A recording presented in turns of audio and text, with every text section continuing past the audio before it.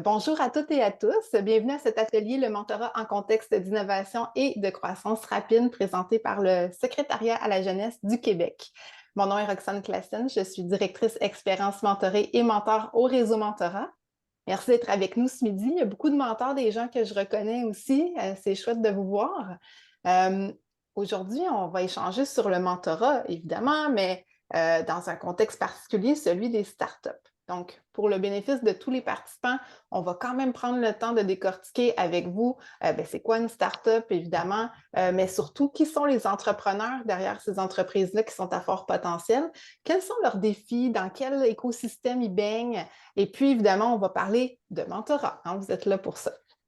Alors, pour ce faire ce midi, j'ai trois invités avec moi. Louis-Félix Binette, Katrina Albert, Jean-Paul Sabini.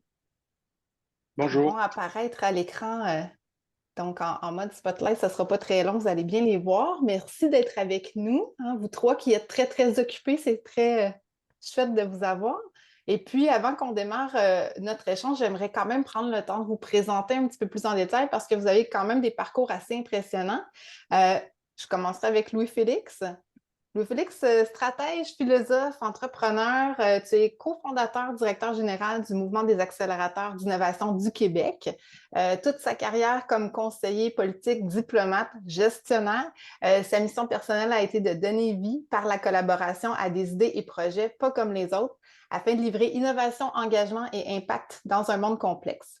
Jeune père de famille, philanthrope, il prend régulièrement la parole comme conférencier et commentateur, mais aime aussi donner cette parole-là.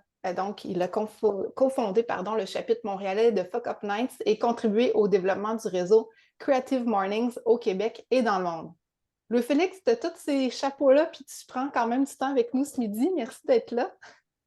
Ça fait Euh, plaisir. et là, je présente Katrina, puis je vais faire un lien quand même avec mes invités, parce que Louis-Félix et Katrina se connaissent quand même de longue date de l'université. Katrina est Travailler présidente et... ensemble. Ben oui, absolument. Et présidente cofondatrice de l'entreprise montréalaise Lux Aérobot, une entreprise de robotique spatiale spécialisée dans les satellites atmosphériques d'observation terrestre. Grâce à ces données propriétaires, Lux développe des outils d'aide à la décision pour des organisations afin de mieux comprendre et optimiser leurs opérations sur le terrain. Ces données répondent à de multiples applications actuellement inexploitées allant de la surveillance des feux à la sécurité nationale. On compte parmi ses clients Rio Tinto, MDA et Transport Canada. Katrina, tu es également récipiendaire de nombreux prix tels que ta sélection pour le programme Adopt Inc. et C2 Montréal Entrepreneurs émergents. Tu as aussi siégé sur plusieurs conseils d'administration et tu es mentorée au réseau Mentorat. Bienvenue, Katrina. Merci pour l'introduction, c'est un plaisir. Et Katrina est la mentorée de Jean-Paul Sabini, que je vous présente à l'instant. Jean-Paul, spécialiste de l'innovation et entrepreneur en série, a acquis une expertise unique dans le développement d'entreprises à toutes les étapes. Aujourd'hui, il se consacre à sa nouvelle passion, soutenir la croissance des startups et des PME en tant que mentor au réseau Mentorat, notamment auprès de Katrina, mais il est également coach. Il est convaincu que l'épanouissement des dirigeants est crucial pour le succès de toute entreprise. Jean-Paul, tu es également administrateur de société certifiée Ange Investisseur et président du Conseil régional de mentorat pour entrepreneurs de Montréal. Merci. Merci, Merci, Roxane. Jean-Paul. Vous avez tout un pedigree à vous trois. Alors aujourd'hui, je pense qu'on va avoir des échanges très, très intéressants ensemble. Avant de débuter, j'aimerais donner peut-être quelques consignes à nos participants. D'une part, vous avez vu que cette conférence-là est enregistrée, donc elle sera disponible en différé. Je vais vous inviter à fermer vos micros s'ils sont ouverts, s'il vous plaît, mais d'ouvrir vos caméras. Il y a parce que 2 ans, moi, peut-être j'ai mes pneus. Pardon.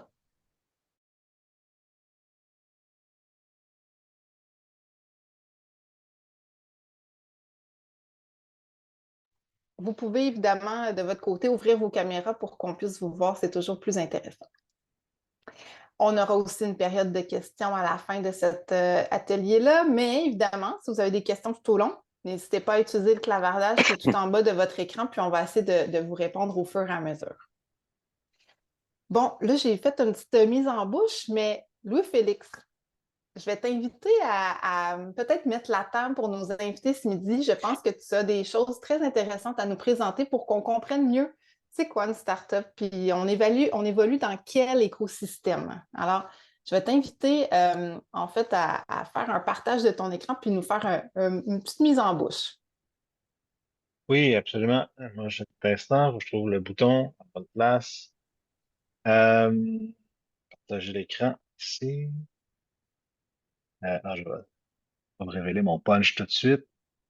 Hop, comme ça. Donc, merci pour cette invitation. C'est vraiment un plaisir d'échanger avec une communauté de mentors. Vous allez comprendre dans l'essence du mouvement des accélérateurs d'innovation que on s'intéresse et on a beaucoup de respect pour les gens qui marchent aux côtés des entrepreneurs. Donc, c'est un plaisir pour moi d'être ici avec vous. J'ai présenté juste quelques petites slides pour peut-être donner un peu le ton des échanges, donner quelques références, quelques images qui peuvent nous inspirer à avoir une discussion sur ça veut dire quoi être mentor quand on accompagne un entrepreneur qui est aux commandes d'une start-up.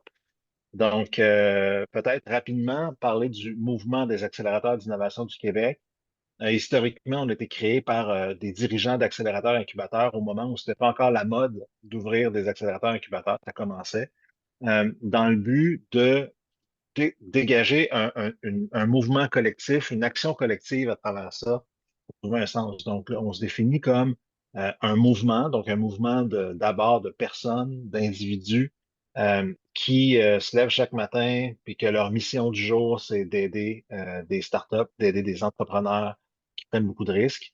Donc, on n'est pas l'association des accélérateurs incubateurs, mais on travaille vraiment avec des individus, puis on développe toutes sortes de programmes. Je vais éviter aujourd'hui des éléments de qu'est-ce qu'on fait concrètement, le mouvement. On a un beau site web pour ça, si ça vous tente.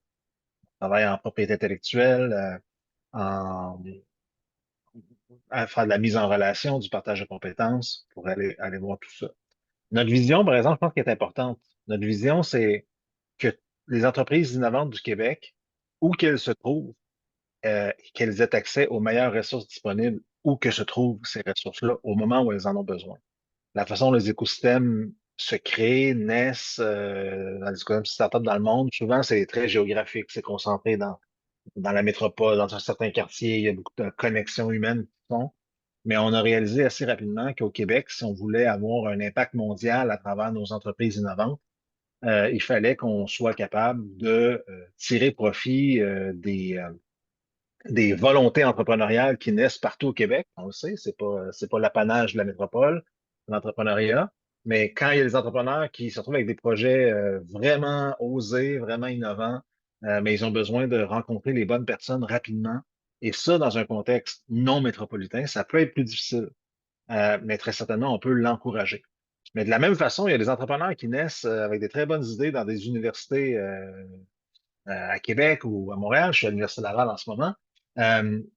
Euh, qui pourraient bénéficier de ressources techniques, des connaissances qui existent en région parce que la connaissance des industries forestières, minières, maritimes n'est pas concentrée sur l'île de Montréal ou à un rayon de 5 km du Parlement.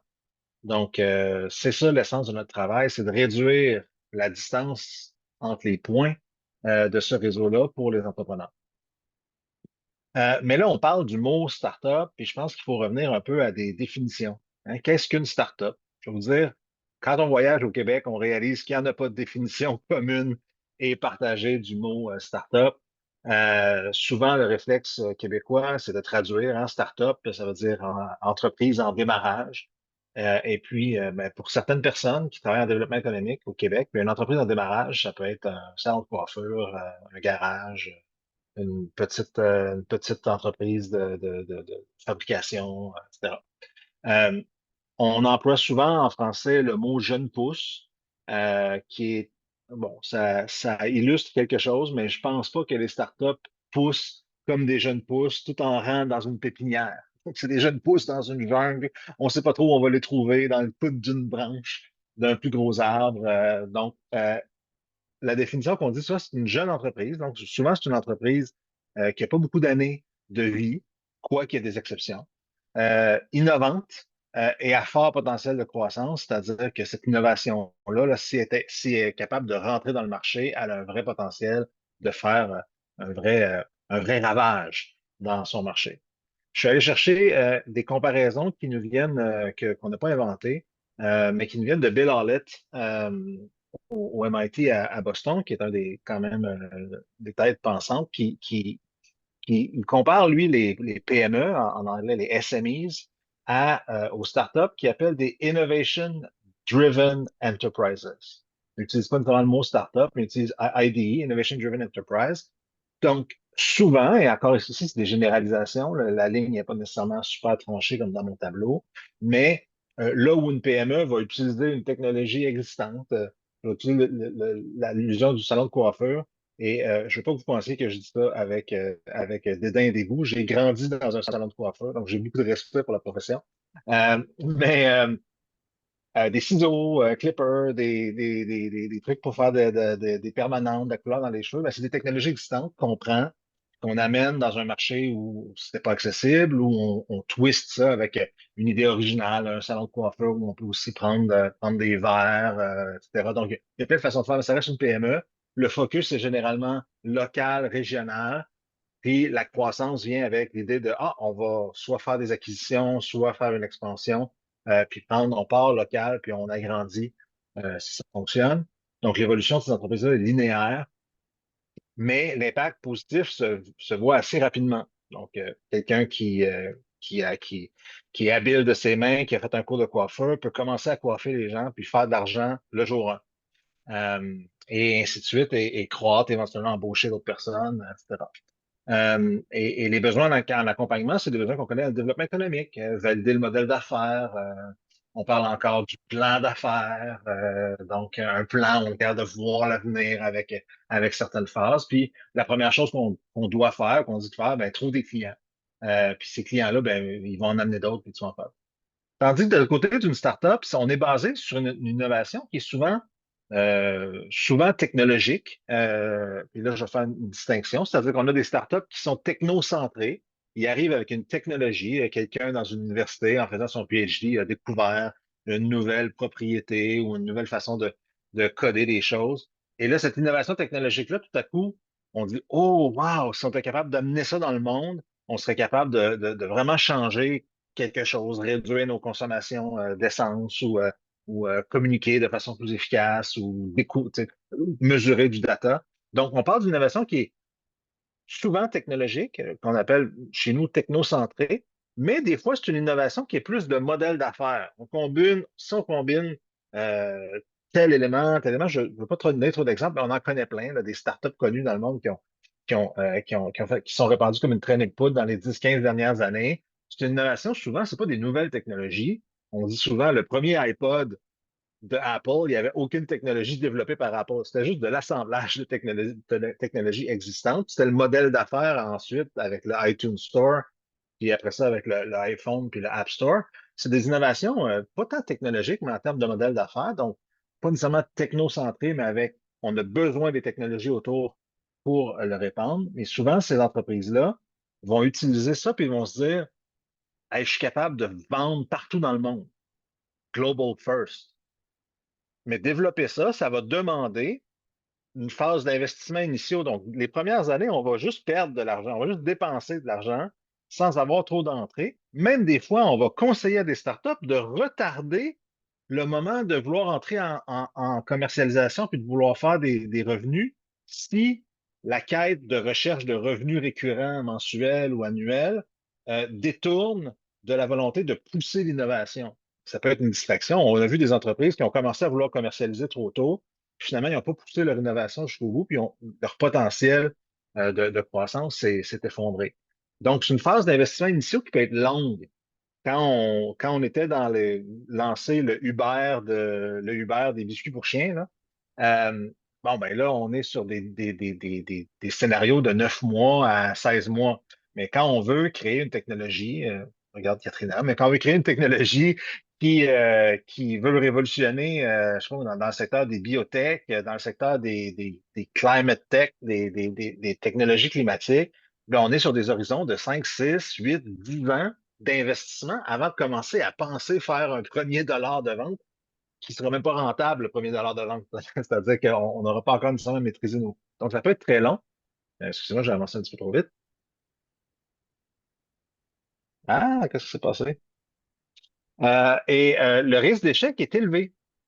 Hein, c'est-à-dire que ça se peut sur 2, 3 ans avant de faire la commercialisation qu'une autre technologie plus prometteuse, plus rapide, plus fiable émerge. Ça se peut que le problème qu'on cherchait à régler est finalement n'est plus d'actualité parce qu'il n'est plus si présent que ça ou il a été réglé par autre chose qui est peut-être pas une technologie concurrente. Donc, dans ce moment-là, il peut se passer plein de choses, puis il y a des risques d'échec.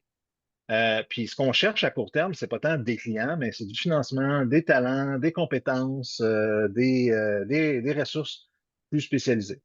C'est ce qui fait un peu la différence entre ces deux types d'entreprises-là. Là, vous imaginez, ça c'est sur le fondement du business model, mais la personne qui décide de rentrer à la tête d'une PME, elle n'a peut-être pas besoin des mêmes compétences, et peut-être certainement pas dans le même état d'esprit qu'une personne qui décide d'arriver à la tête d'une startup.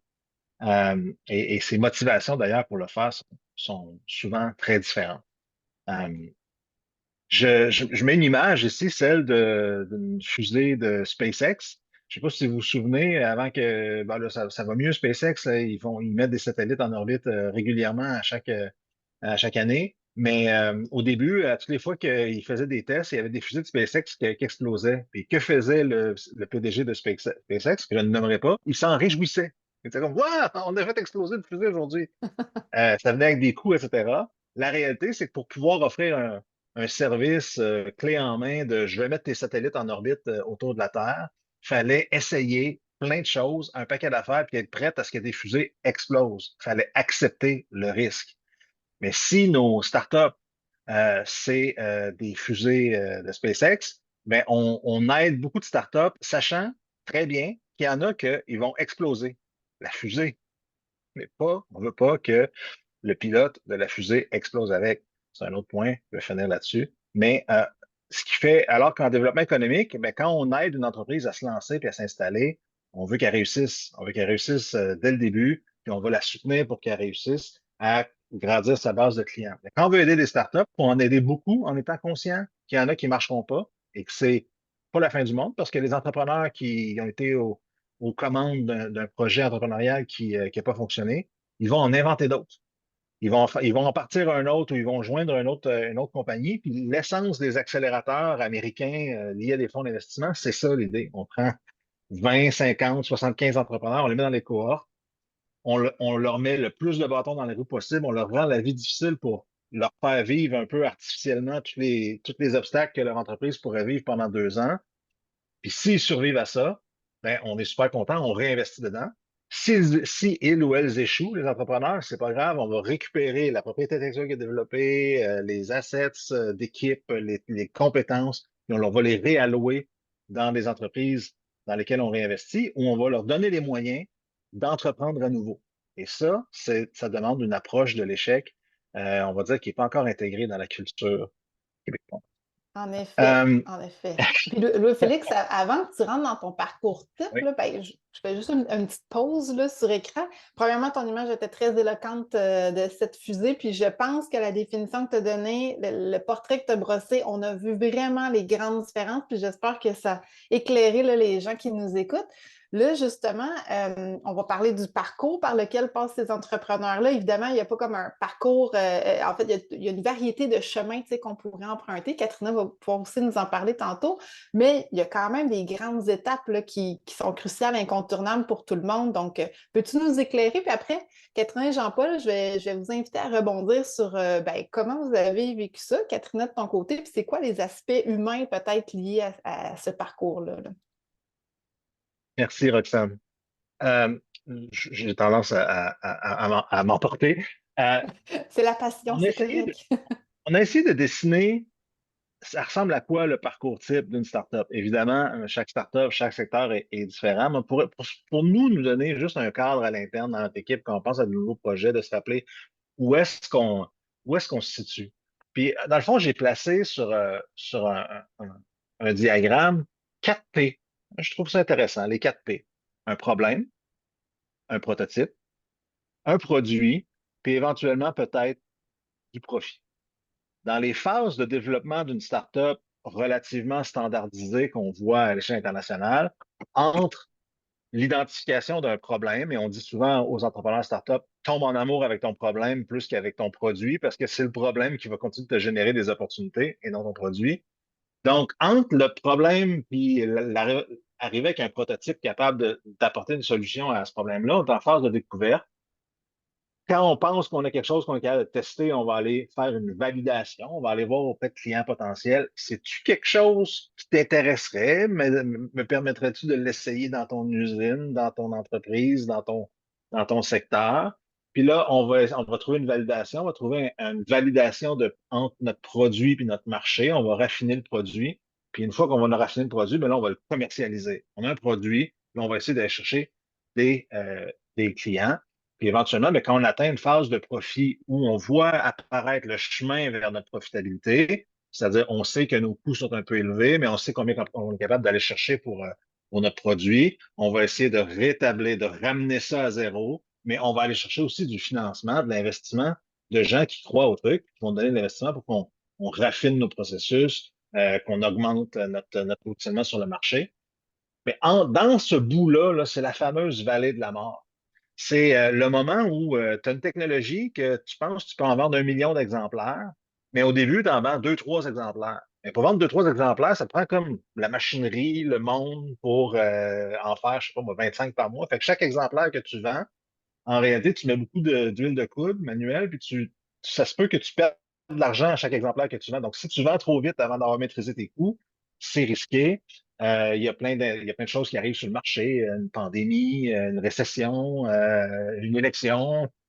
Il peut se passer plein de choses qui peuvent mettre à mal ton projet d'entreprise. Donc, c'est ça, c'est là la vallée de la mort. On reçoit du financement, on en a pour 12 mois, 18 mois.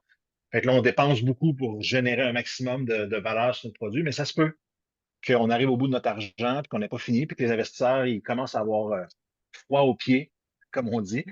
Et donc, c'est ça un peu le parcours. Donc, vous imaginez qu'à travers ce parcours-là, l'entrepreneur, il va rencontrer toutes sortes de personnes différentes.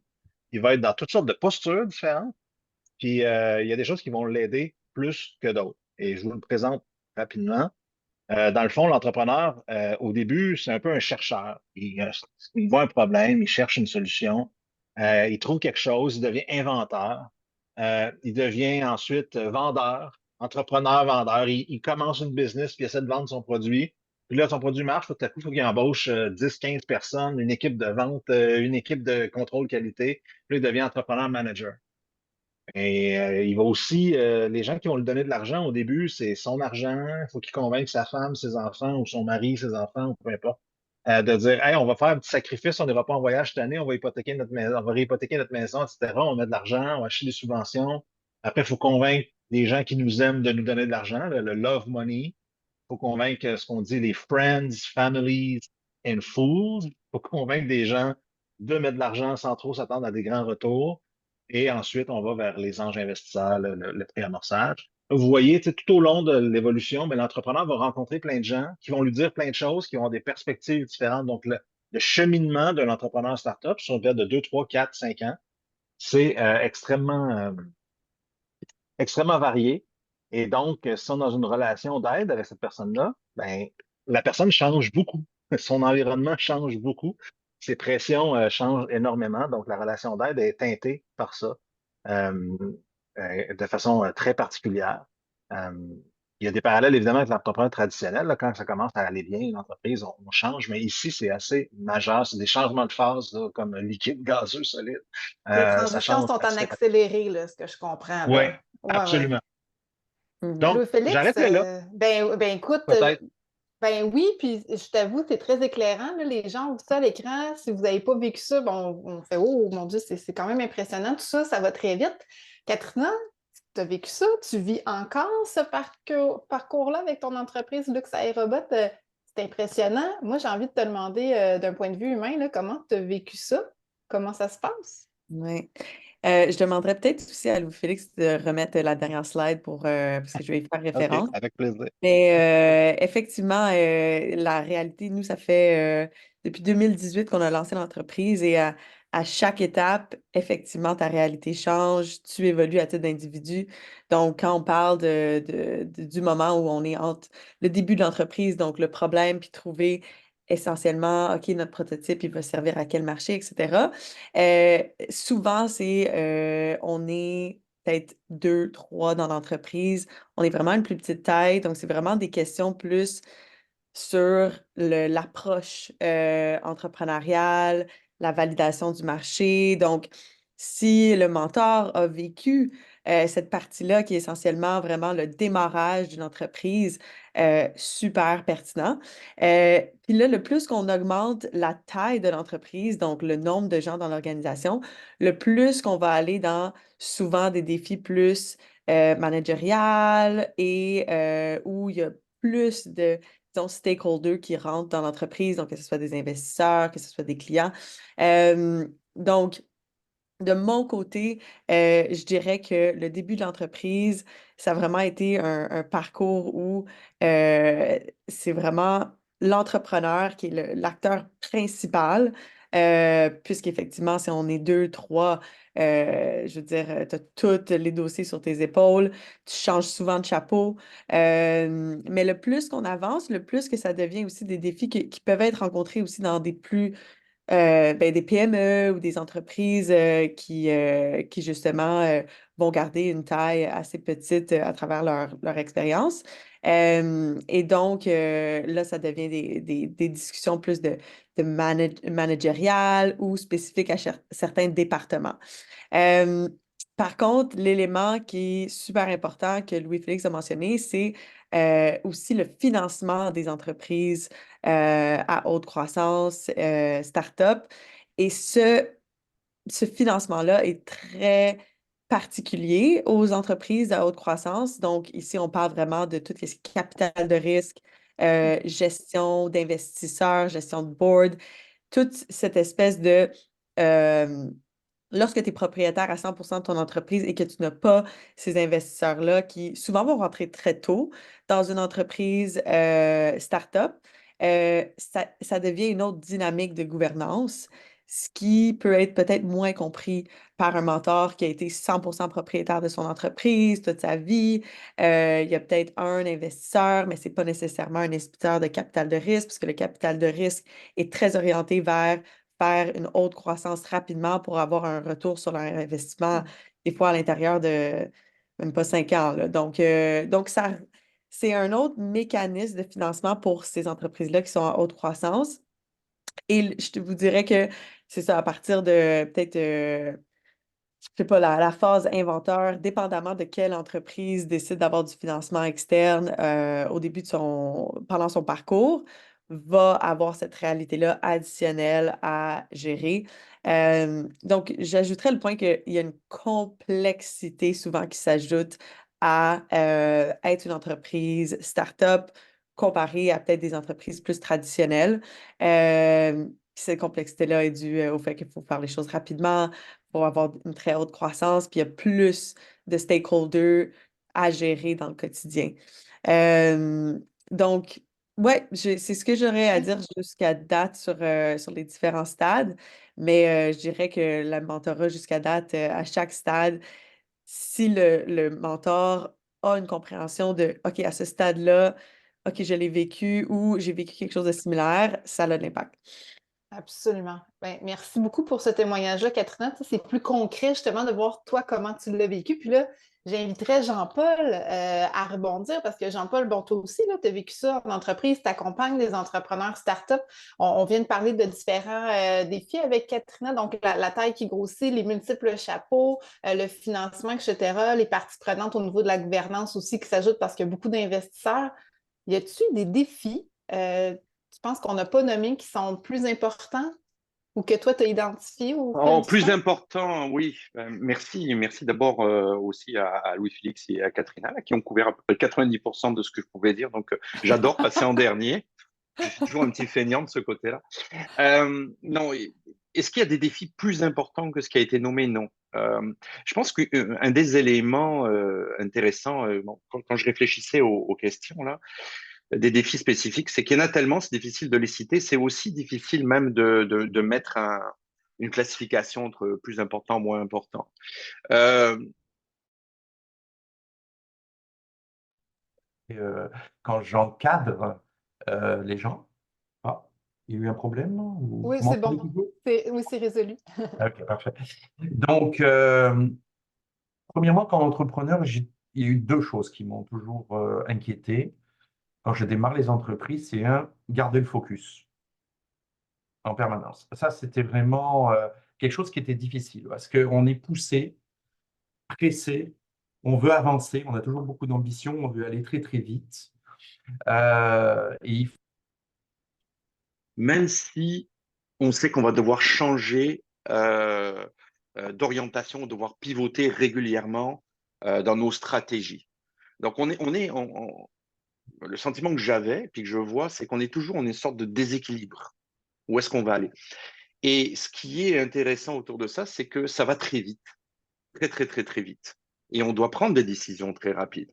Donc, quand on manque de temps, on manque de recul, on se dit là, on doit aller vite, vite, vite. Comment on va être capable de concilier tout ça? Puis là, entre autres, l'écosystème et le mentorat va pouvoir, je pense, aider les mentorés. Après, il y a un deuxième aspect là, que j'ai vu comme entrepreneur.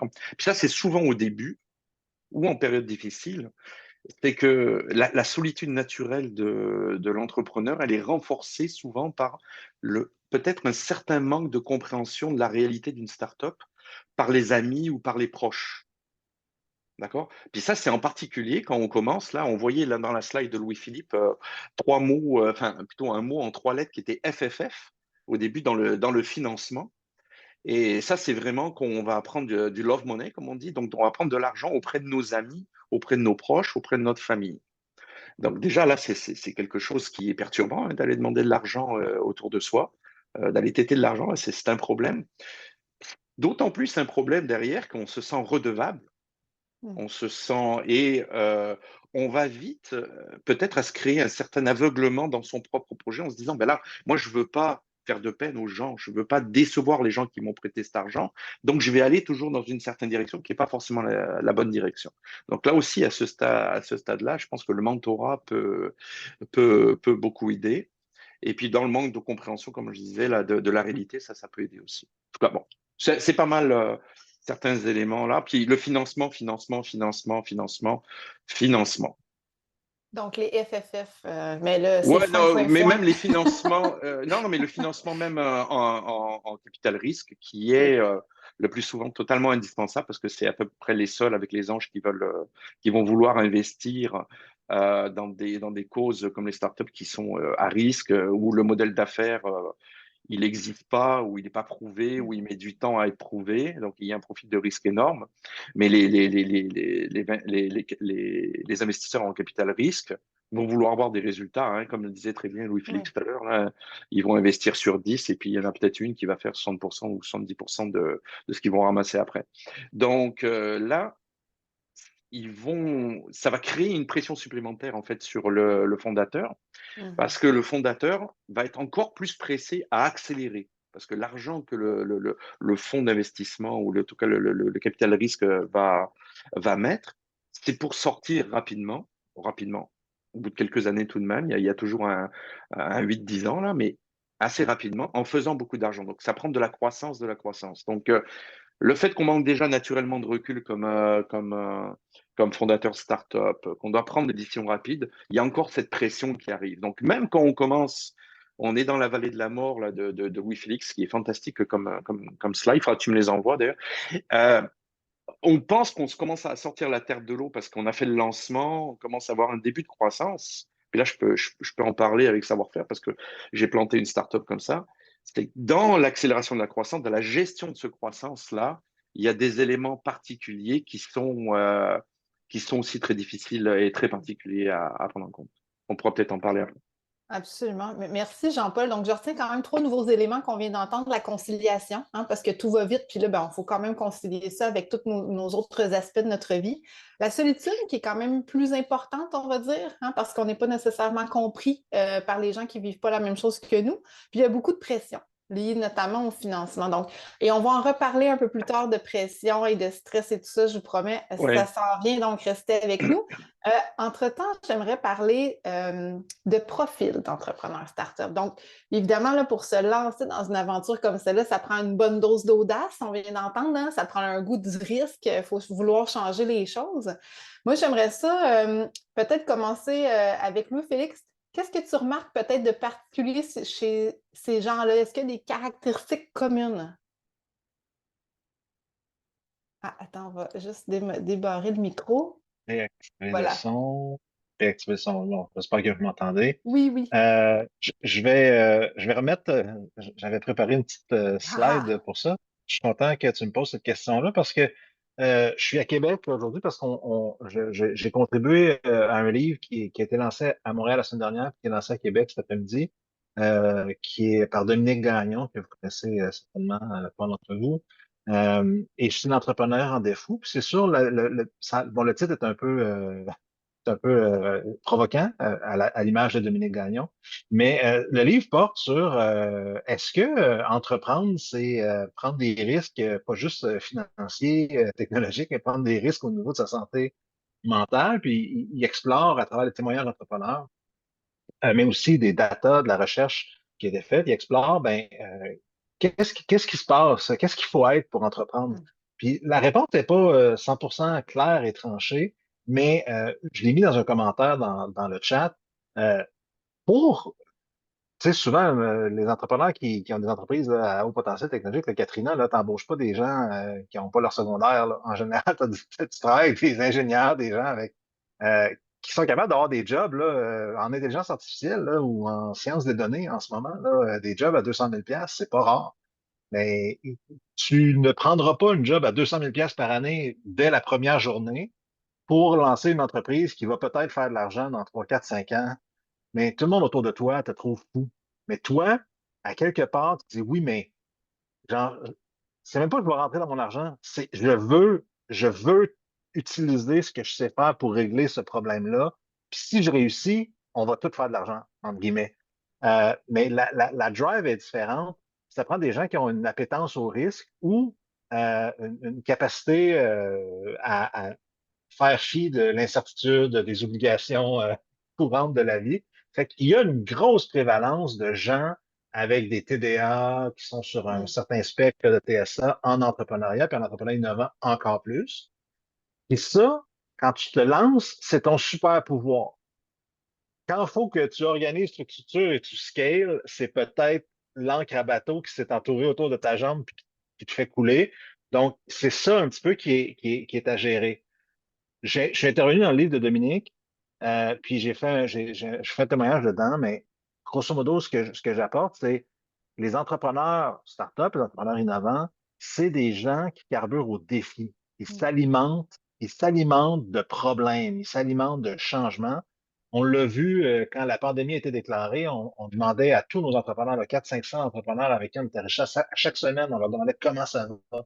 Puis au début, tout le monde était un peu stonné, mais en dedans de 2, 3 semaines, les gens étaient comme, j'étais déjà en mode solution, comment je vais pivoter, comment je vais adopter mes choses. Des fois, des gens qui mettaient leur projet de côté pour aller aider l'entreprise d'un autre. Il y a un profil de amène-moi des problèmes, c'est ça qui me rend vivant. Mm. Moi, là, quand il y a quelque chose qui ne marche pas, je suis allumé. Quand tout marche, puis il faut que je tourne la petite manivelle, tu sais, pour que les gâteaux ils avancent là, sur le tapis roulant, là, comme c'est plus intéressant, là. C'est comme donne-moi des nouveaux problèmes. Et c'est pour ça que souvent, les entrepreneurs, dans le monde startup, on parle d'entrepreneurs en série. Jean-Paul en est un exemple. Là. Tu sais, une fois que tu as commencé à faire ça, tu deviens un peu meilleur, tu fais moins de foleries, Jean-Paul, j'imagine. Mais ça reste que c'est ça ton carburant. Et ça, euh, je pense qu'il faut en prendre conscience parce que dans la relation d'accompagnement, c'est quelque chose faut pas oublier que c'est ça le super pouvoir. Faut pas dire aux gens, ben là, on va régler tous tes problèmes, tu n'auras plus de problème à régler. Tu fais Mm. comme tu viens de m'enlever le plaisir de faire mon travail. Donc, donc voilà, c'est pour ça que je l'ai présenté, sans faire une plug pour le livre, mais ce soir, je vous le dis, mais ce soir à Québec, on relance un projet d'aide en santé mentale des entrepreneurs qui a été expérimenté pendant 3 ans à Québec, qui s'appellera encore le parachute. Et OK. donc, si vous accompagnez des entrepreneurs start-up, que vous sentez qu'il y a vraiment Là, il y a quelque chose qui est de l'ordre de santé mentale. Ben là, on a des ressources pour donner accès à de l'aide psychologique très rapidement, éventuellement des cercles de pairs, parce qu'en santé mentale d'entrepreneur, on a beaucoup de données qui montrent que c'est entre eux que les entrepreneurs réussissent à créer de l'aide. Fait qu'on va lancer ça ce soir. Je pense qu'il y a un article dans les affaires qui est déjà publié ou je ne sais pas le publier si jamais ça vous intéresse. Mais je vais vous partager l'information. Je vais mettre l'information dans le document qu'on vous partage. C'est Mais super c'est ça ma réponse. apprécié, Ouais. Louis-Félix, que tu mentionnes ça. Puis on va en reparler tantôt, mais c'est vrai, le parachute, il y a aussi le programme Persévérance entrepreneuriale. Il y a des belles initiatives qui ont été mises sur pied au cours des dernières années. Puis c'est des ressources aussi auxquelles on vous invite, les mentors, à référer. Parce que oui, vous avez de l'écoute. Vous allez créer un espace sécuritaire pour les confessions, hein, les confidences de vos mentorés, mais vous n'êtes pas des sauveurs, vous n'êtes pas des psychologues. Quand il y a besoin d'aide, il y a des ressources pour ça. Alors, effectivement, très bon point.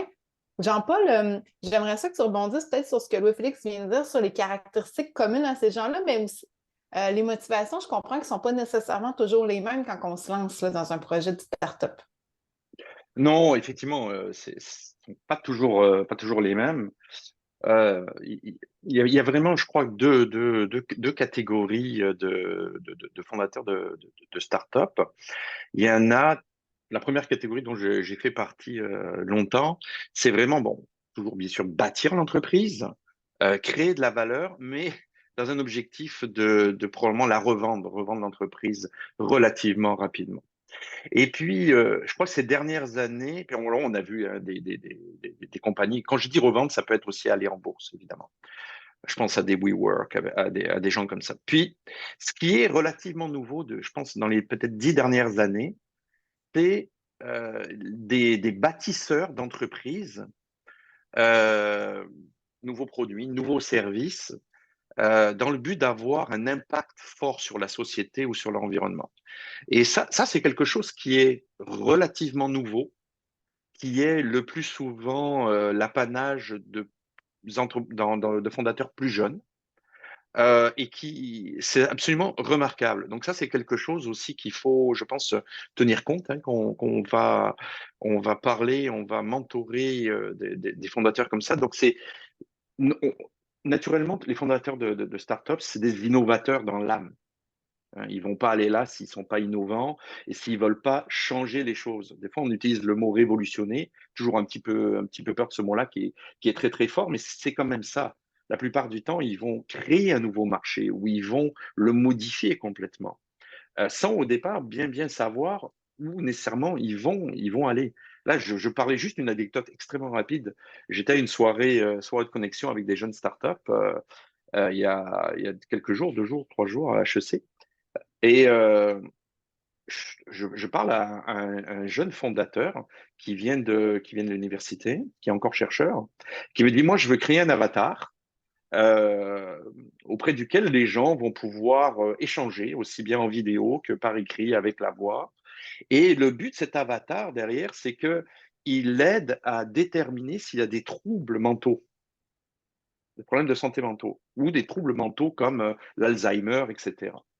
Je dis, mais là, comment ça peut marcher cette affaire-là? Tu mets de l'AI? Oui, oui, je mets de l'AI, ceci, cela, comme si c'était évident, mais c'est juste pour montrer un peu le niveau de rêve qu'il peut y avoir. Euh, et donc, je pense qu'un des grands éléments de ces fondateurs, c'est de voir grand.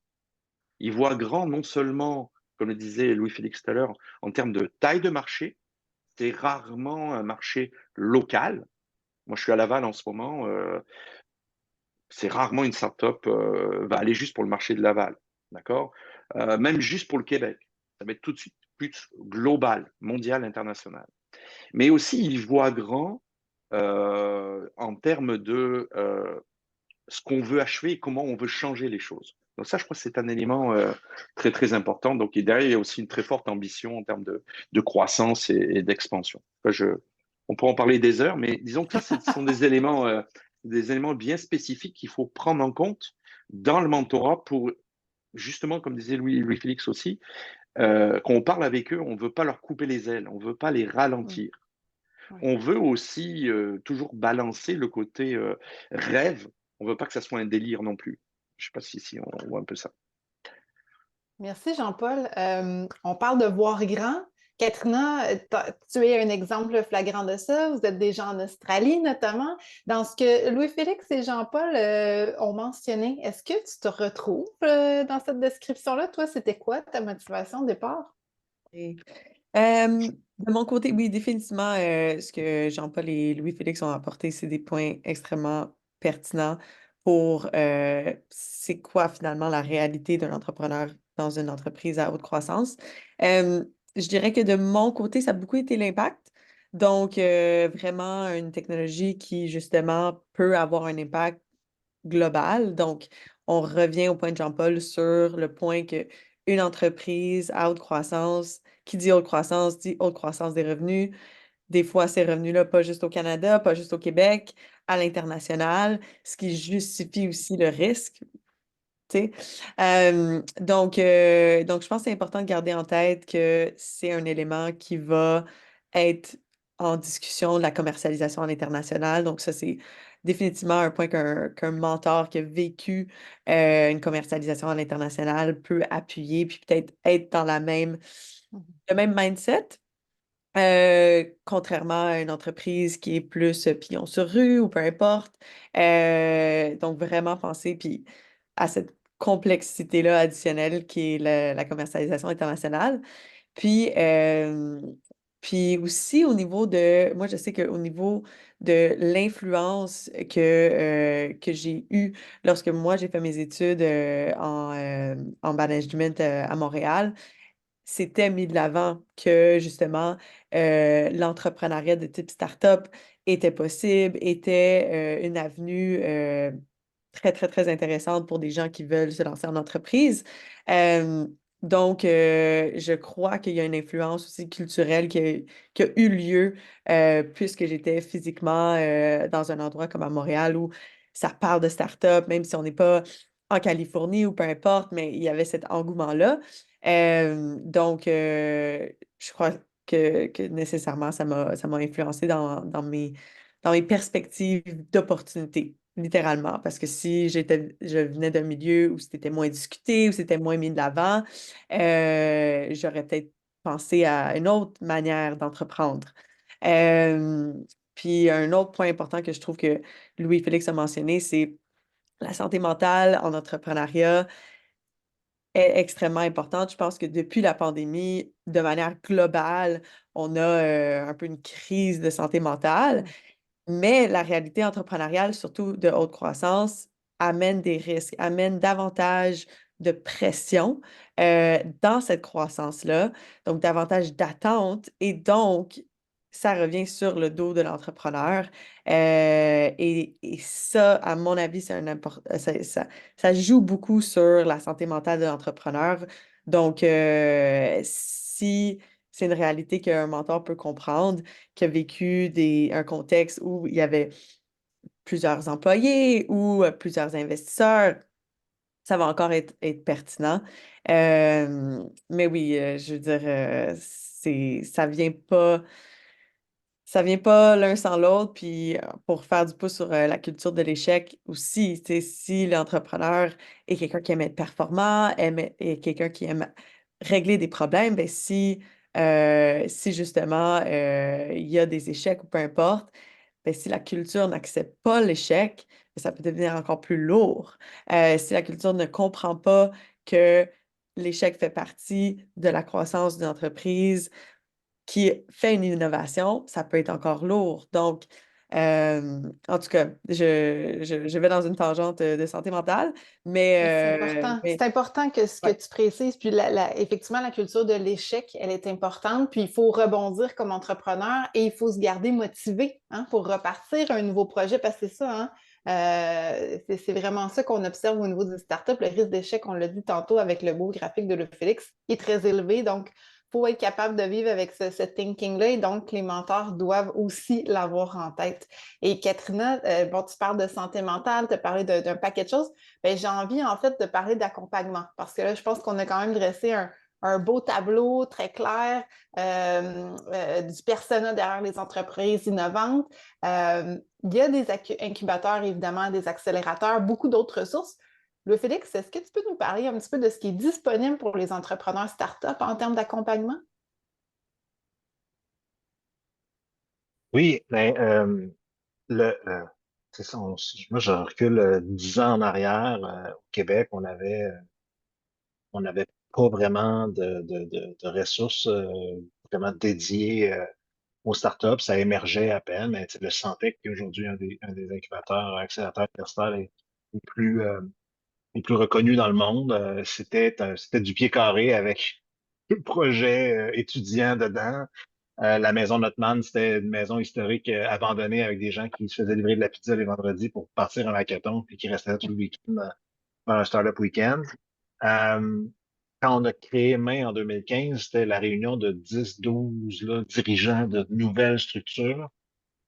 Aujourd'hui, au Québec, on dénombre facilement une cinquantaine d'accélérateurs incubateurs. Je ne mets pas un chiffre précis parce que euh, Ça bouge d'une c'est journée un quasiment à exercice. Là, l'autre, quand là, tu es tu sais. rendu entre 45 et 75, il y a comme, faut que tu mettes des critères qui sont un peu flous. Mais au-delà de ça, on parle de 100, 125 organismes à l'échelle du Québec, dans les régions, dans les MRC, qui ont décidé de porter une attention particulière à l'entrepreneuriat innovant. Donc, qui commencent à être conscients qu'il y a des entreprises qui, avant, seraient arrivées dans un bureau de développement économique, on aurait dit, t'es fou, ça ne marchera jamais, je ne peux pas t'aider. Attends un petit peu, on va regarder, voir ce que ça a l'air, puis on va essayer de voir si on ne trouve pas quelqu'un, puis si on ne trouve personne, mais là, nous, on dit, mais on va trouver quelqu'un, on va mettre les ressources pour trouver des personnes, c'est ça notre mission, mais fait qu'on parle de 100, c'est ça, plus qu'une centaine d'organisations, puis en février cette année, à notre sommet des accélérateurs, on avait plus de 200 personnes à notre sommet des accélérateurs. On a lancé une initiative qui s'appelle le Cercle des professionnels d'accompagnement. Euh, je vous dis, le jour où on l'a lancé, c'était un jour où on était en équipe réduite à notre sommet parce qu'il y avait juste des gens qui travaillent dans des incubateurs accélérateurs, mais on était une centaine de personnes. En dedans de 2 semaines, on était rendu plus de 200 personnes dans le cercle des professionnels d'accompagnement sans faire de promotion de la chose.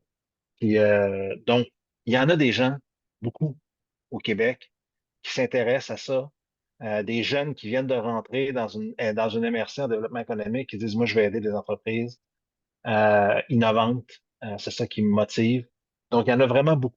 Puis ça va dans ce que Jean-Paul disait, là, la volonté des jeunes d'avoir un impact. Là, c'est pas juste de faire l'entreprise pour faire un gros exit à vente, là, que genre Jean-Paul fait. Là, avant, on partait d'une startup et on disait dans 3 ans, je vais vendre, ou je vais revendre, ou je vais rentrer en bourse.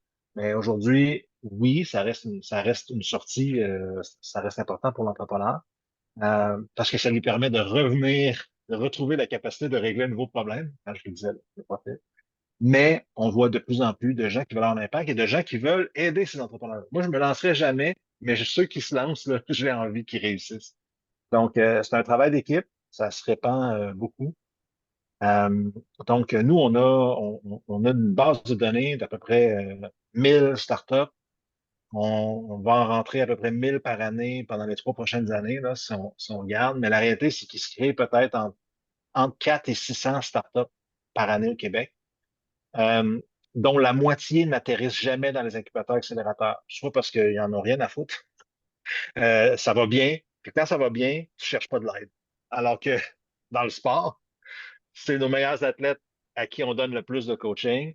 Donc, soit ça va bien, soit ils savent pas qu'ils peuvent se faire aider. C'est la réalité. Donc, 600, entre 4 et 600 startups à peu près par année, avec un écosystème de plus en plus structuré, avec des organismes, avec des niches vraiment précises, un réseau d'acteurs vraiment précis. Puis, ben, si on ajoute à ça tous les coachs, experts, mentors, etc., Mhm. qu'on peut faire graviter autour des entreprises, on commence à avoir un écosystème pas mal cool. Pas mal En cool. effet. Oui, c'est pas mal cool, certain, mais tu me disais aussi en rencontre préparatoire, tu avais une belle image quand même, Louis-Félix, que je me permets de te ressortir. Tu parlais du mauvais chauffeur tu sais, dans la belle voiture de luxe. Peux-tu me parler de ça? Oh boy. Hein? On parlait que, Euh, tu sais, je vais t'aider. Je vais t'aider. vas-y. On se parlait qu'effectivement, il y a beaucoup d'accompagnement, mais il y a beaucoup d'accompagnement technique, mais qu'au-delà de Ouais, ça, hein, c'est ça. ça fait-tu du chemin? Oui, oui. Il y a souvent l'idée, ben, en fait, la première chose, là, vous l'avez vu avec l'image des fusées, là, on va en scraper les fusées. Tu sais. Katrina, je te souhaite le plus grand des succès commerciaux. Mais je vais te dire aussi, si ça marche pas, le lendemain là, que tu tires la plug de ton entreprise, je veux qu'on se parle puis qu'on retrouve comment, une façon qu'on travaille. Le lendemain que tu vends ton entreprise pour plusieurs dizaines ou centaines de millions de dollars, il faut que tu reviennes puis tu continues de t'investir ou d'investir. Mais la réalité, c'est on va créer plein de fusées, puis il y a plein de fusées qui vont exploser. Et là, on va développer beaucoup, beaucoup d'aides techniques. Je vais t'aider avec ton brevet, je vais t'aider avec ton secret industriel, je vais t'aider avec tes missions commerciales, etc. Puis on pimpe des chars, comme dans les émissions de télé. Mais des fois, on réalise pas que la chose qui a le plus de valeur dans tout le projet, c'est l'individu au volant de la voiture. La vraie valeur, là, puis les investisseurs nous le disent, on investit dans les équipes avant d'investir dans les projets. Fait qu'un super bon projet avec une équipe un peu patentée, tu sens quand ils parlent qu'il y a des tensions, qu'il y a des affaires non réglées, ils vont dire, ah, ça, c'est un petit peu à l'oreille. Beau véhicule, mais on peut en trouver un autre véhicule pareil comme ça, n'importe où sur le marché. Les entrepreneurs uniques, ça, on en trouve, ça, c'est dur à trouver. Mhm. Qui ont la fibre, tu sais, qui sont coachables, ils ont la bonne attitude, ils veulent apprendre. Ça, c'est super important. Puis, je trouve qu'on le dit pas assez. Tu sais, on dit souvent, hey, si tu trouves que tel employé chez vous fait une bonne job, on le dit pas assez, nos entrepreneurs, que c'est eux qui valent cher. Et à un moment donné, des fois, on veut aussi préserver des projets d'entreprise parce qu'on a déjà investi dedans, hein, la, la, la, la, la, la prophétie du sentier. Tu as commencé à investir dans un sentier, tu veux continuer d'investir. Mais la réalité, c'est qu'à un moment donné, il faut que tu te dises, hey, toi, là, comme individu, tu vaux plus cher que ton projet d'entreprise.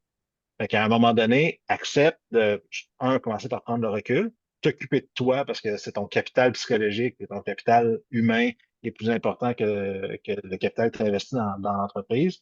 Puis, après ça, éventuellement, ben oui, il y a des fusées qui vont exploser. C'est comme à la guerre, on pouvait perdre des avions, mais il fallait pas perdre trop de pilotes parce notre Luftwaffe était pas très bonne. Donc, je pense il faut aussi miser là-dessus. Et des fois, je trouve, là, dans la culture de l'échec, c'est un gros combat chez nous, mais tu sais, les gouvernements financent les accélérateurs, mais ils veulent pas qu'on leur dise, hey, il y a 50% de nos entreprises qui ont échoué. Mais comme c'est ça la nature de notre travail, c'est de faire échouer les projets rapidement pour arrêter d'investir dedans, puis reprendre les ressources qu'on a mis, que les individus qui ont fait là, les remettre sur d'autres projets. Donc, il faut faire la distinction entre le pilote puis le véhicule et la fusée. Puis, il faut réaliser qu'on ne peut pas juste investir sur la fusée si on n'investit pas sur le pilote. Puis, si à un moment donné, il y a un match qui ne se fait pas, puis ça, des fois, c'est pas l'ingénieur ou l'agent de brevet dans un cabinet qui va voir ça. C'est la personne qui est capable de parler d'autre chose que juste de la business. Capable de dire, tripes-tu encore? Tu sais, comme, parce que si tu tripes pas, là, tu tripperas pas longtemps, puis tu gagneras pas grand-chose. De trouver c'est quoi le mismatch, c'est souvent pas dans les nuts and bolts, ça, dans la façon dont la fusée est agencée que ça marche ou ça marche Ben écoute, ça valait la peine que je la ressorte l'image de la voiture qui s'est Ouais, transformée en fusée. c'est bon. C'était excellent. Katrina, tu as plusieurs types d'accompagnement. On l'a dit, là, il y a un écosystème qui te suit. Je sais que tu as bénéficié de plusieurs programmes. Ma question, là, la question qui tue, pourquoi tu as décidé quand même d'aller chercher un mentor au réseau mentorat? Hmm. Je dirais que on en a beaucoup parlé de l'aspect qui est unique à l'entrepreneur, donc sa réalité. Et des fois, c'est difficile. Il y a plein d'accompagnements, comme on a mentionné, qui est très technique, qui va nous mentionner, OK, à tel stade de l'entreprise, voici comment tu peux gérer tel département ou comment est-ce que tu devrais prendre tes prochaines étapes. Mais ensuite, quand ça vient au niveau humain, au niveau d'avoir de l'empathie pour ce qu'on vit ou juste de pouvoir échanger dans un safe space, parce que littéralement, tous ces programmes-là, souvent, c'est des gens qui peuvent t'aider dans ton entreprise. Donc, des fois, avoir un aspect vulnérable sur sa réalité, ça peut être plus difficile. Mais dans un mentor, comme dans Réseau Mentorat, qui est un mentor qui est désengagé, qui a vraiment des balises où il ne peut pas nécessairement appuyer l'entreprise ou être investisseur, peu importe, ça devient quelqu'un sur lequel on peut vraiment s'appuyer. Puis si nécessairement ton cercle d'amis ou de famille ne comprennent pas la réalité entrepreneuriale, malgré le fait que tu peux être vulnérable avec ces gens-là, ça va moins ça va moins créer un sentiment d'appartenance, de vraiment se sentir d'être compris, que contrairement au mentor, qui est vraiment une personne qui a déjà vécu quelque chose de similaire et en plus avec qui tu peux avoir une relation vraiment avec une sécurité psychologique essentiellement.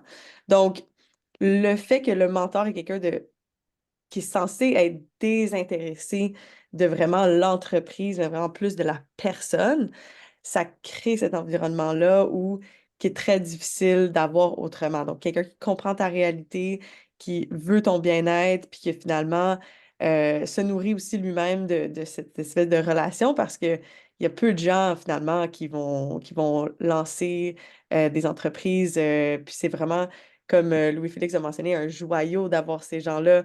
C'est finalement des acteurs économiques importants, mais c'est des acteurs économiques qui vivent des réalités qui peuvent être très difficiles parce que c'est une job de haute performance. Donc pour moi, le mentorat, c'était vraiment la manière de pouvoir prendre un petit peu de moments pour se sentir compris dans sa réalité et aussi bénéficier de la sagesse des gens qui l'ont déjà fait, évidemment, là. Donc, j'entends vraiment que c'est complémentaire à tout ce qui est offert. Puis pour toi, vraiment, ça fait la différence. Puis Jean-Paul, j'ai envie de t'entendre sur, oui, il y en a du mentorat qui est offert dans les incubateurs accélérateurs. C'est quoi la distinction avec notre mentorat au réseau? Mhm. Mais en fait, effectivement, là, on l'a vu au travers des propos de Louis-Félix de Katrina. On a une espèce de continuum hein, qui est un parallèle avec une des premières slides de présentation de Louis-Félix, où les incubateurs, les accélérateurs, donc il y a des silos hein, qui se développent, etc. Et à bord, à chaque fois, pour chacune de ces étapes, dans ces incubateurs et accélérateurs, il y a des coachs, il y a des mentors.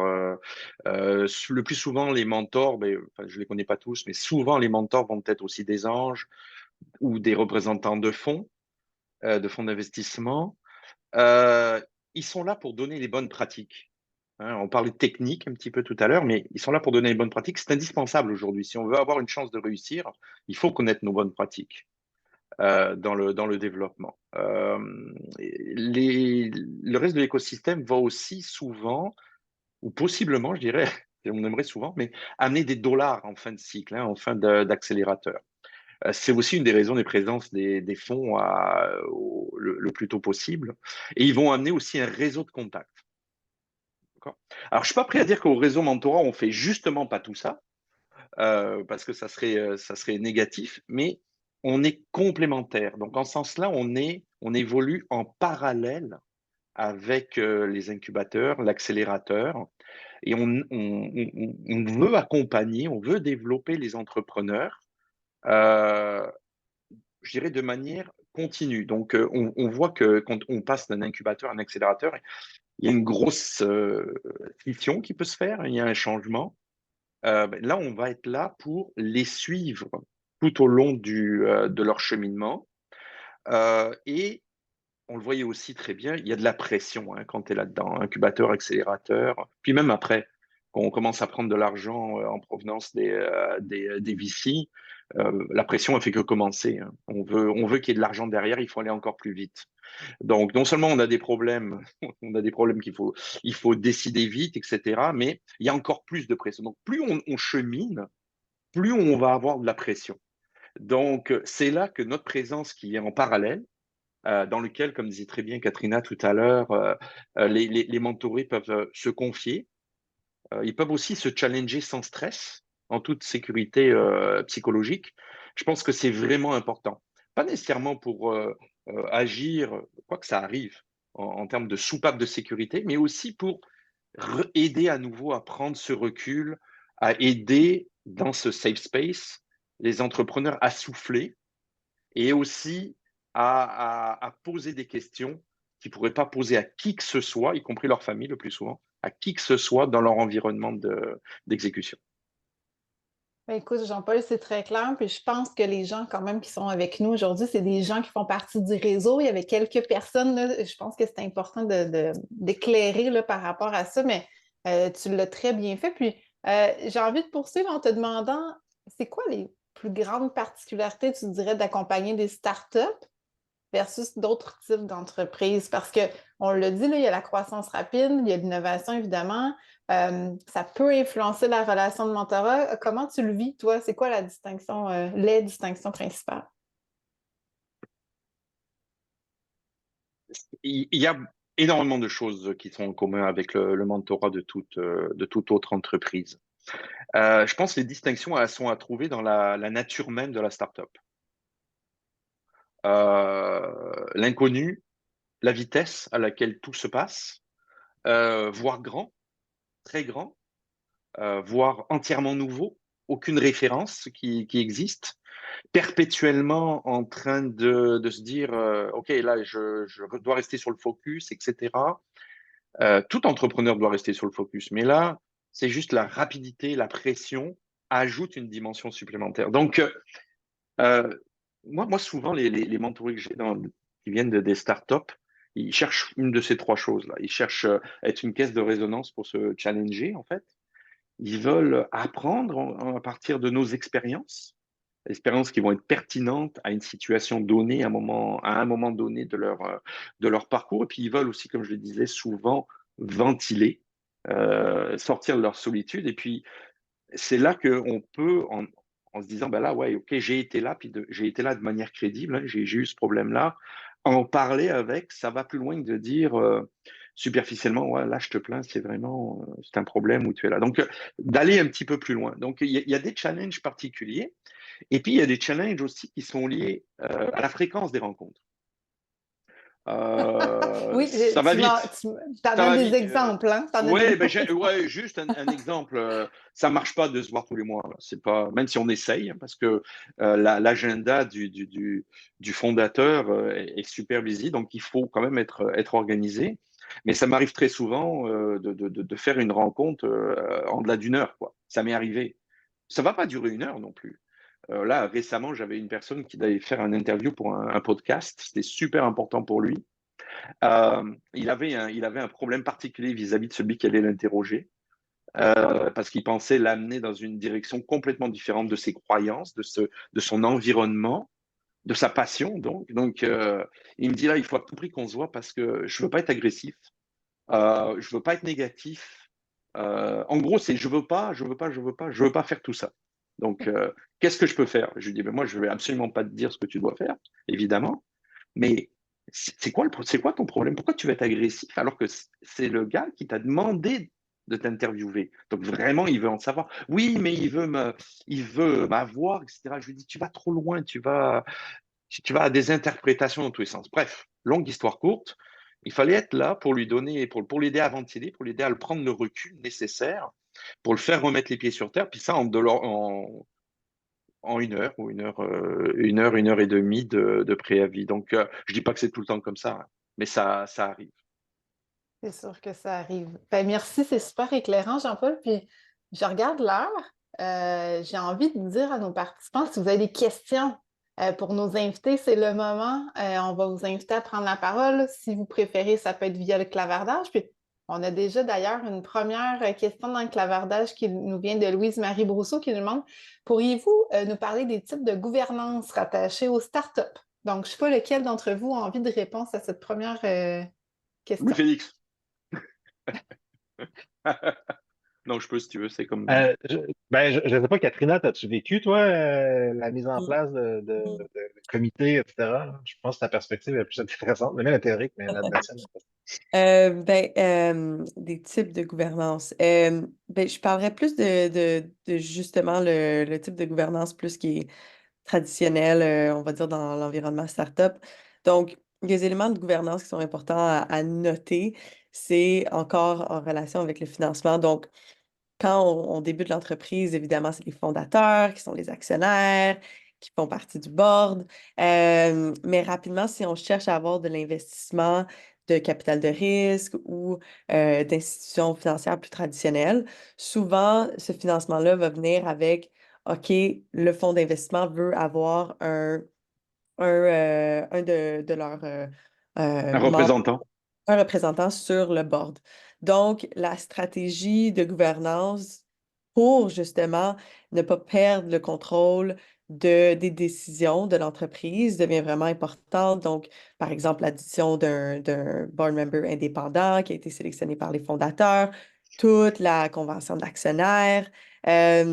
Donc, c'est juste un élément additionnel à réfléchir parce que rapidement, un fondateur d'une entreprise à haute croissance, puisque plusieurs investisseurs, peut, on appelle ça perdre le contrôle du board. Mais ce que ça veut dire, c'est qu'essentiellement, l'entreprise que tu as lancée, tu n'es plus vraiment au règne de celle-ci. Donc, je dirais juste que c'est un élément additionnel à réfléchir pour que justement, lorsqu'on lance une entreprise et qu'on a une vision spécifique, qu'on puisse l'amener à, à, à sa fin, et de garder le pouvoir décisionnel finalement sur les décisions stratégiques de l'entreprise. Donc, c'est vraiment cet aspect-là pour moi qui remonte quand on parle de board dans un contexte d'entreprise à haute croissance, là. Merci, Katrina. Là, Félix, tu as envie de rebondir?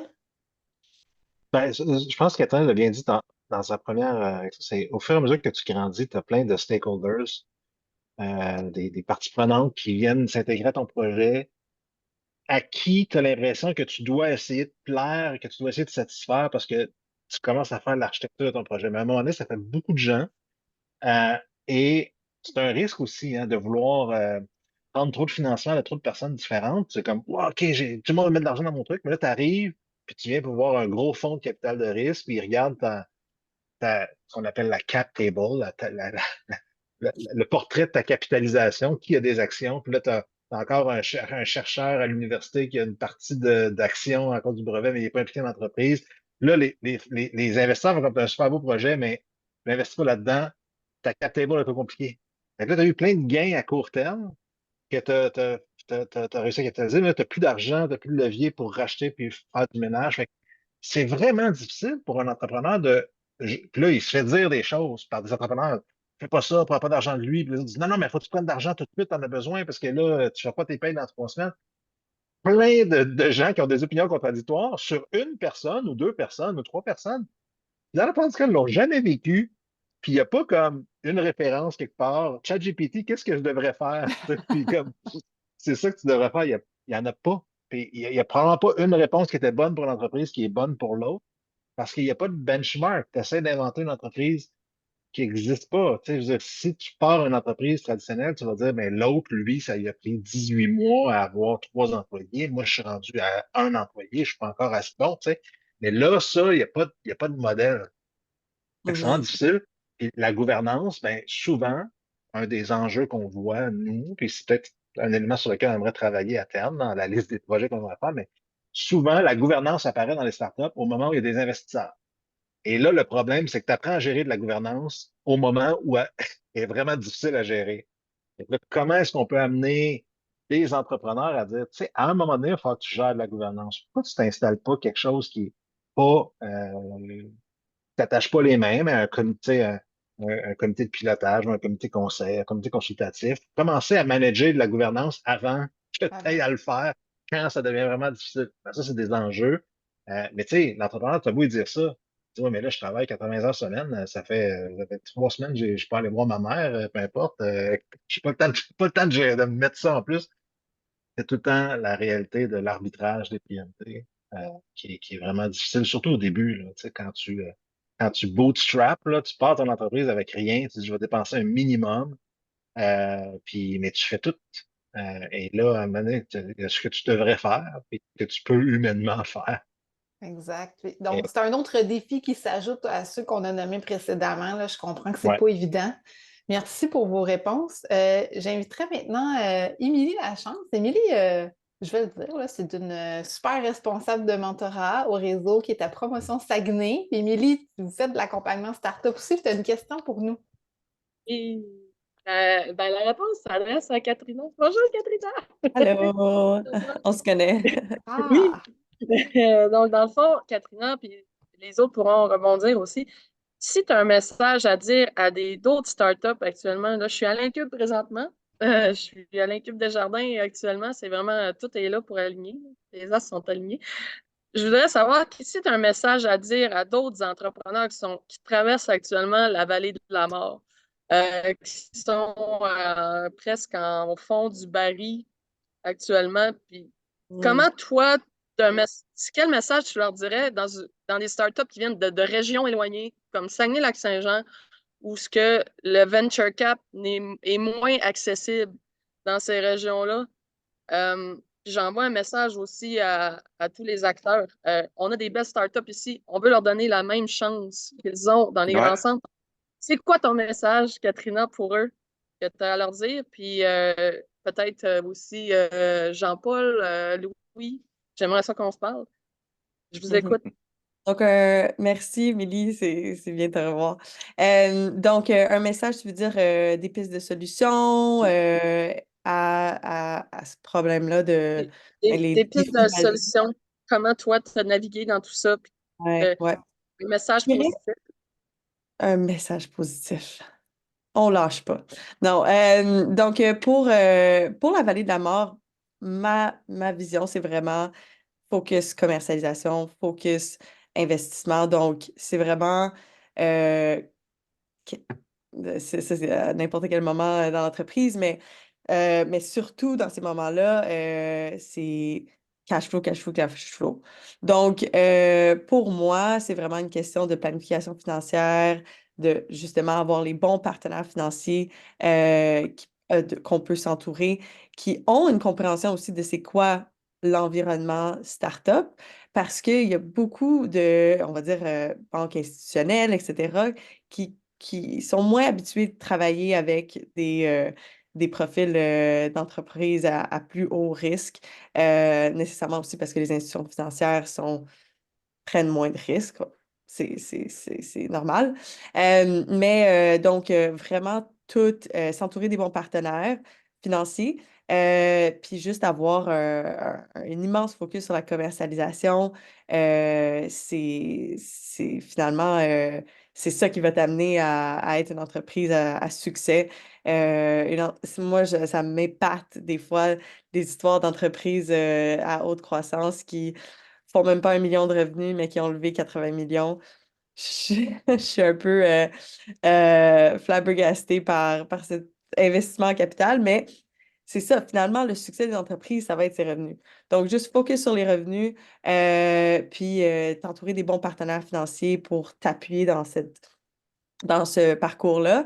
Puis spécifiquement en région, ben, peut-être prendre le temps des fois d'aller dans des grands centres pour rencontrer peut-être des acteurs qui peuvent t'appuyer dans cette démarche de financement.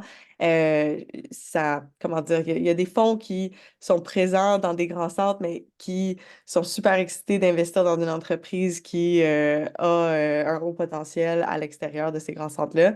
Donc, prendre le temps de se déplacer puis de rencontrer les bons partenaires, là. Merci, Voilà. Katrina. Émilie, j'espère que la réponse est bien complète, puis ton message est lancé. Merci. Maintenant, on a une question de Christian Gagnon qui dit, vous avez parlé de Love Money, hein, tantôt au départ d'une start-up, parce que l'entrepreneur ne veut pas leur faire perdre de l'argent à la famille, aux amis ou leur déplaire, n'emploie pas nécessairement la bonne stratégie. Pouvez-vous nous donner un exemple concret de ça? Hmm. Je pense que c'est moi qui ai parlé de Love Money Ben tout oui. à l'heure. Bon, Love Money, c'est vraiment, il y a deux éléments, hein. Souvent, ça va être désintéressé. Allez, je te donne ça là.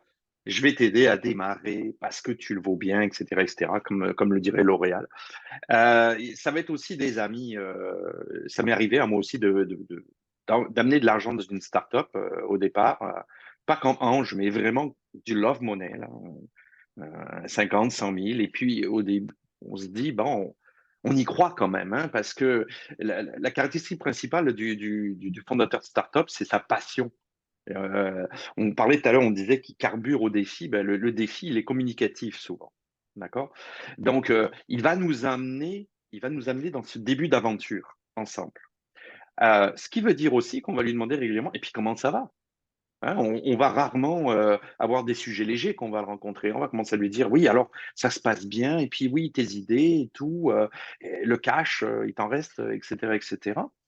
Et ça ajoute une grande pression c'est un peu normal aussi, hein. Mais ça ajoute une grande pression sur le fondateur, l'entrepreneur, parce que là, il se dit, waouh, ils sont vraiment proches, là, ils veulent savoir comment ça se passe et tout. Il faut quand même que je leur montre que j'avance bien quelque part. Et dans certains cas, je ne dis pas dans tous les cas, hein, mais dans certains cas que j'ai vu, ça peut les amener à toujours se dire, bah, la stratégie que j'avais indiquée au départ, elle est bonne. Ça peut créer un certain aveuglement quelque part aussi, en disant, je ne veux pas décevoir le monde autour de moi, je ne veux pas paraître mauvais, je ne veux pas faire perdre de l'argent à mes parents, à mon frère, à mon cousin, à mon ami proche. Donc j'avance, je continue à avancer. Et ce qu'on sait quand on démarre, puis l'écosystème est là, les incubateurs et autres, c'est que ce n'est pas toujours bon ce qu'on fait. Il y a des centaines de startups, il faut être clair. Il y en a la plus grosse partie va échouer. D'accord? Et plus on le voit au départ, plus on arrive à le réaliser, mieux c'est. Or, pour pouvoir ensuite rebondir, là, on peut parler de l'échec. Donc, cette love money va créer une pression supplémentaire pour qu'on ne veuille pas nécessairement abandonner ou qu'on ne veuille pas nécessairement pivoter quand il faudrait le faire. Donc, c'est pour ça que je parlais de ça tout à l'heure. Je ne sais pas si je réponds, Christian Chagnon. Est-ce que je réponds correctement? On va voir, Christian, je ne sais pas si je le vois là. Je pourrais ouvrir son micro pour qu'on puisse valider. Ah oui, Christian, je vous vois. Allez, j'ouvre votre micro. Vous pouvez répondre à Jean-Paul. Faites juste accepter mon invitation à ouvrir votre micro. Voilà.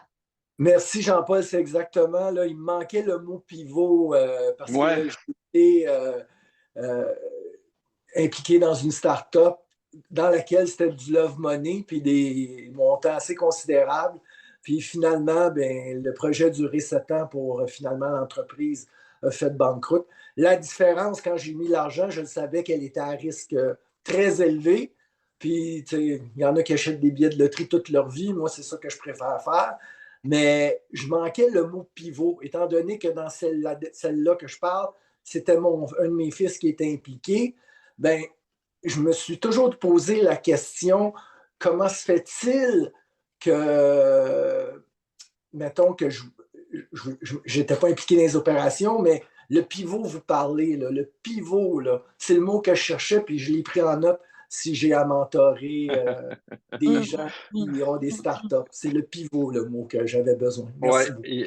Mais merci à vous d'avoir posé la question. C'est sûr qu'il y a tout un tas de mots aussi dans le monde startup. Là, il y a tout un lingo là, à avoir. Puis le pivotement, c'est vraiment c'est clé dans tout ce qu'on fait. Des fois, c'est un pivotement, on ne veut pas nécessairement à 360 parce qu'on se retrouve au même endroit, mais du 180, on en fait, et du 90 degrés, on en fait beaucoup, beaucoup, à tous les moments. Et des fois, c'est, selon les sujets, plus d'une fois dans une journée. Merci encore. Ben, merci beaucoup à vous deux, Christian, Jean-Paul, pour cette réponse très exhaustive. On va retenir le mot pivot, mais c'est vrai qu'on pourrait perdre son latin facilement dans toutes les définitions du vocabulaire startup. Je vous invite à aller voir, entre autres, le site web de Louis Félix demain, où est-ce que vous allez avoir, entre autres, beaucoup de définitions. Il y a Bonjour Startup Montréal. Il y a plusieurs acteurs de l'écosystème qui mettent de l'avant des cartographies de tout ce qui existe comme type d'accompagnement, puis aussi des définitions. Donc, ça peut être très aidant. Avant de terminer, là, je tiens vraiment à remercier chacun d'entre vous d'avoir pris le temps de participer à notre atelier ce midi. On a couvert vraiment un large éventail d'un sujet on aurait pu en parler pendant des heures avec des gens extrêmement passionnés. Merci à nos panélistes, Katrina, Jean-Paul, Louis-Félix. Vraiment, Merci. vous êtes généreux de votre temps, généreux de vos commentaires. Puis je pense que ça a éclairé beaucoup les personnes ce midi. La présentation de Louis-Félix, très éloquente, vous allez la recevoir par courriel avec l'enregistrement. Et puis, on va être de retour pour d'autres ateliers dans les prochaines semaines. Alors, suivez-nous. Puis, merci d'avoir été avec nous aujourd'hui. Merci. Merci. Merci beaucoup. Merci tout le monde. Plaisir. À bientôt. Merci tout le monde.